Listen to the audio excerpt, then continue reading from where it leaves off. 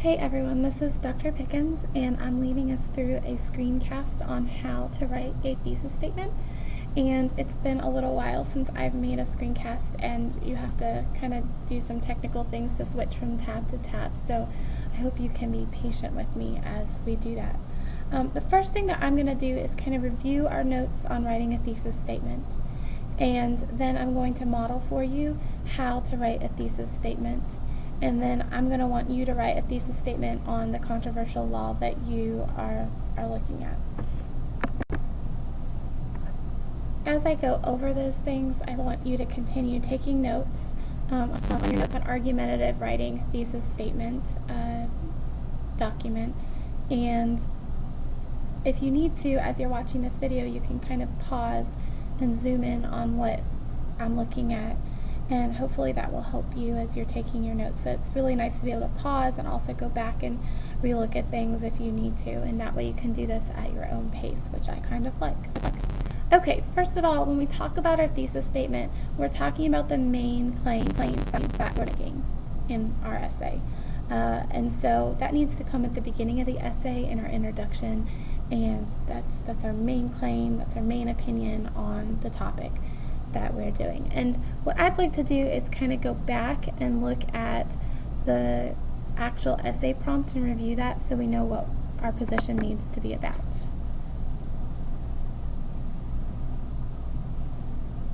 Okay, and I'm trying...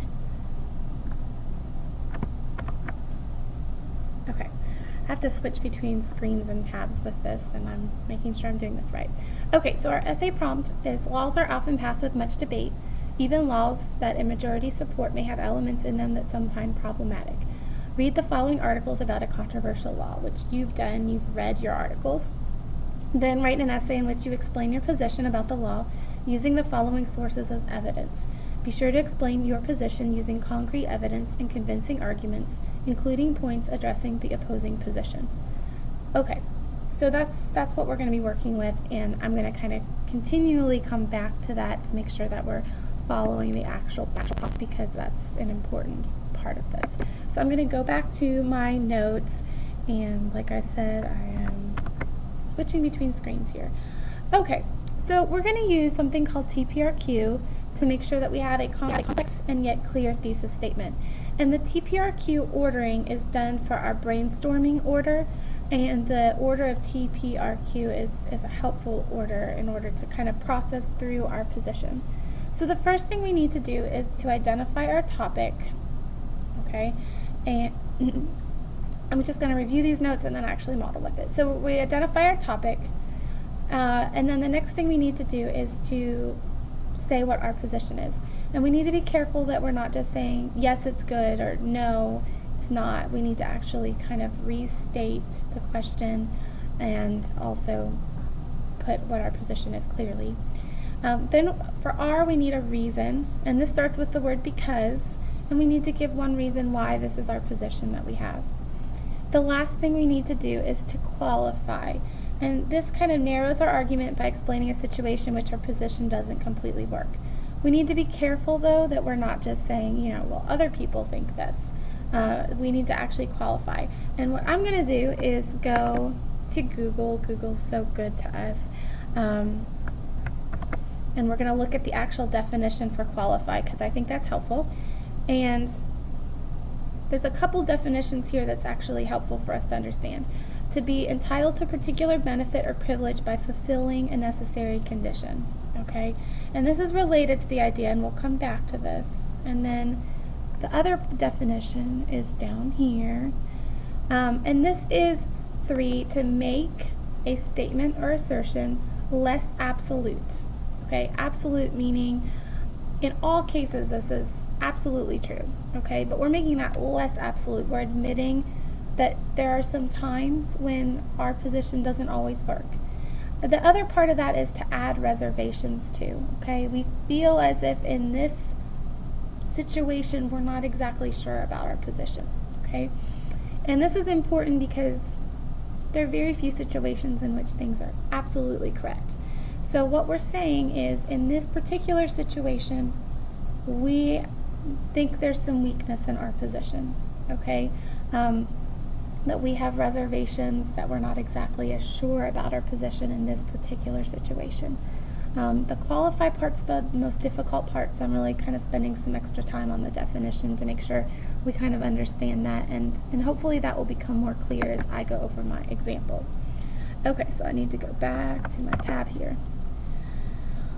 All right, when we actually, after we brainstorm it, we're going to write this in the order of QPR, and that's going to make our position more clear. We're going to kind of start with our reservations that we have about it, and we're going to end with our reason, and that way we kind of end on a stronger point than on our weakest point. Okay, so this is where I'm going to model how to do this. And we'll do this right here, and I'd like you to kind of go back and put this in your notes, and let me get this on the same page so we do this. I'm going to work on this with that California eraser law, okay? So first I'm going to start with T. I'm trying to get a capital letter here. Okay, there we go. T is our topic, and our topic is a controversial law and our position on it. Okay, so I'm just making sure that I'm identifying the essay prompt correctly. Then I need my position, and specifically the controversial law that I'm talking about is the California eraser law. Okay, your law is going to be different. My position on that law is that this law is unnecessary. Okay. So I'm making it clear what I'm talking about, okay? And I might put the California eraser law is unnecessary. That way I'm being super clear what I'm talking about. So that's my position. Notice I'm keeping out first person. I'm writing this in third person. I'm not saying I think this law is unnecessary. If we make a statement that the California law is unnecessary, I can already tell that that's my personal opinion. Okay, I don't need to put first person, that word I in there. So avoid putting the word I when we write argumentative writing. We want a more formal style of writing, and by keeping out first person, that will make our writing style more formal. And it's still clear that that's my opinion there, even though I didn't use I in there. Okay, so that's my position, that's P. Now I need a reason, and I told you earlier that it's really important that you don't say it's unnecessary because it's a bad law. That's going to be too broad and general. But you also don't want to get like too specific and say, you know, because my cousin posts things that are inappropriate and they deserve to be and he deserves to be punished for that. Okay, that's getting way too specific. So we need something sort of in the middle. It's kind of like Goldilocks and the Three Bears. We need the reason that's just right in the size. So my reason, and you're going to start with because individuals need to be responsible for what they post online, regardless of their age. Okay, that's my reason. I know I sound like a very cranky old person here with my reason, but I think that's important. Okay, however, this is where I get to my qualify. My qualify allows me to not be so, you know, prudish about this issue. So here's where I put kind of my reservations. My reservations is that even though individuals need to be responsible, we all kind of regret sometimes what we post online.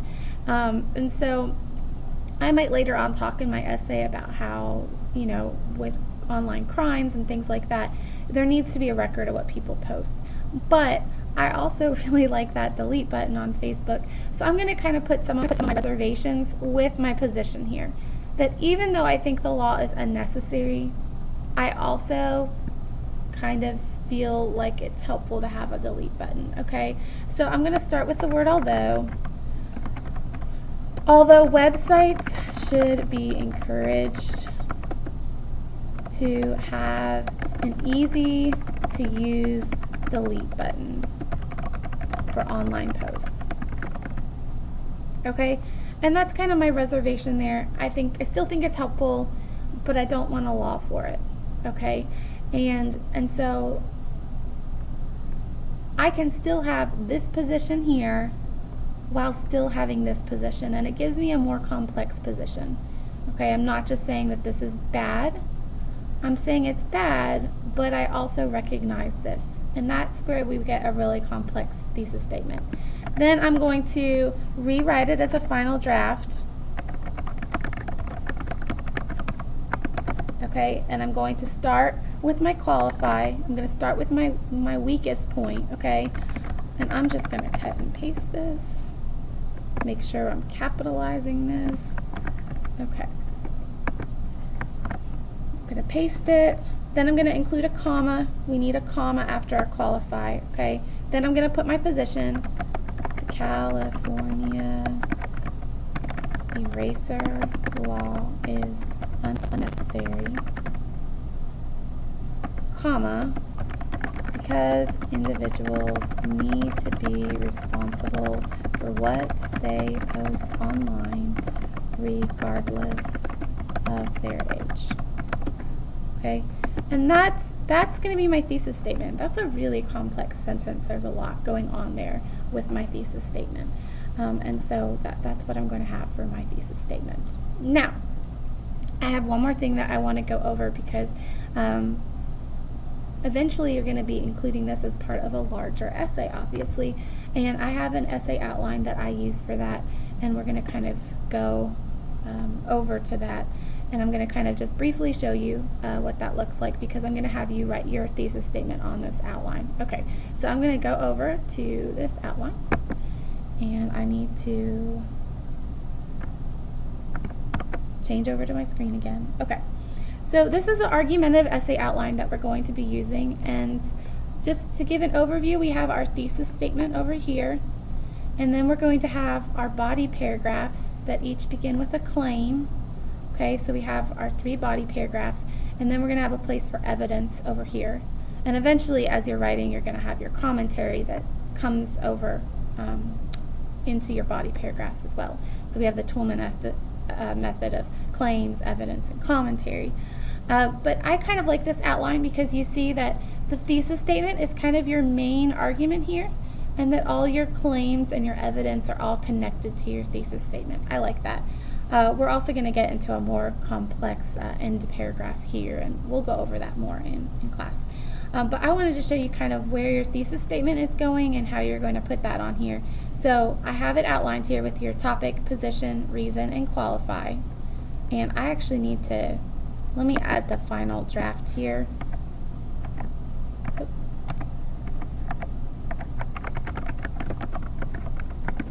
Ends up being Q, comma, P, comma, R. Okay, and that's where you're going to end up putting your thesis statement, and I need to give you guys a little more room to put your thesis statement there, since we have a lot going on. Okay, so that's where you're going to put your thesis statement. I'm going to kind of hand out this to you to make a copy of it for this particular essay prompt, and you're going to use that to write your thesis statement in there. And that's what I want you to do. Using your notes, I want you to write a thesis statement. And I'm going to have you share this with me, and then I'm going to give you guys feedback on what you're writing for your thesis statement. And then later on in the week, we'll start working on some of the other parts of this essay outline. So the thesis statement is going to take a little bit of work and need some feedback. Some of us will kind of get it and it'll click right away. Some of us will need a little extra help and work and feedback, but that's part of it. It's just part of the process of becoming a better writer. So anyways, guys, thank you. I hope you found this helpful and something that you can go back to if you need it. Thanks, guys.